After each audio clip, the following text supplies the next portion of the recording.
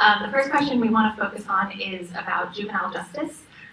So data shows that children's brains continue developing until around age 24, 25, and that the parts of the brains that develop first tend to be more related to impulsive behaviors, emotional responses, and a lack of inhibition, while the parts that develop later tend to be involved in assessing options, inhibiting impulses, and things like that.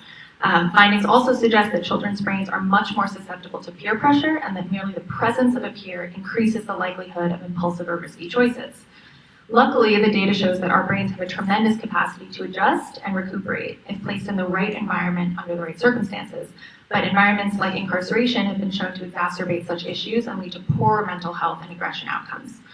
So how would you reconcile the differences between this science and many of the current prosecutorial techniques? Absolutely. The current administration in LA does not consider the science when they're doing their work. Not only do we need to consider science in terms of brain development, but just as important that we need to understand there's a lot of science that tells us that actually being in touch with the criminal justice system has a tendency to increase your criminogenic factors.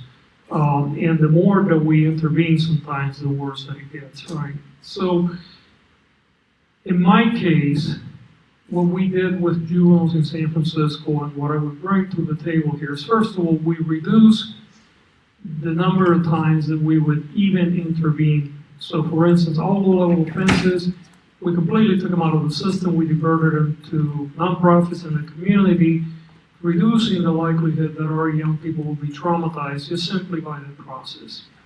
The other thing that we did is we brought a clinical psychologist to run our victims and survivors process. And the reason why we did that is because we wanted not only to talk about trauma-informed, but we actually wanted to create practices that actually apply the knowledge that we have today about the impact of trauma in not only brain development for young people, but just throughout our practice.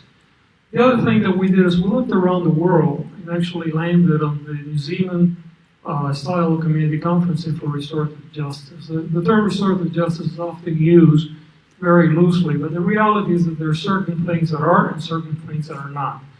Restorative justice is based on a harm reduction model. It's based on accepting responsibility, but at the same time, digging deep into the process to make sure that while we're restoring the victim to as close as we can to the place where they were before the harm was done, and that we have an admission that harm occurred, we're also looking the other way around to the person that is being accused of having caused the harm, to understand what were the driving forces, what was the trauma perhaps in the development of this person, in order to make sure that the intervention is going to address not only the person that was harmed, but also the person that caused the harm. Because one of the things that we often said is that hurt people hurt other people, and heal people heal other people.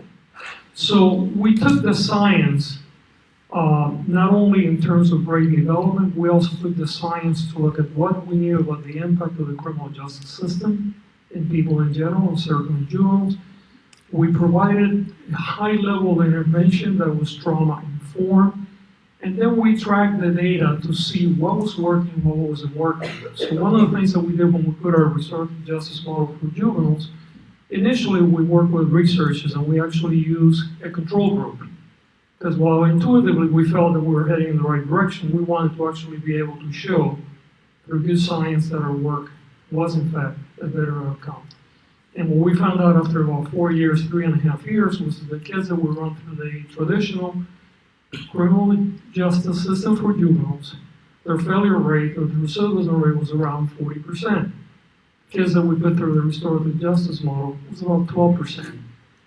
And more importantly, not only do we get better results in terms of not reoffending at all, but even when they were reoffending, we found out something else that was really interesting.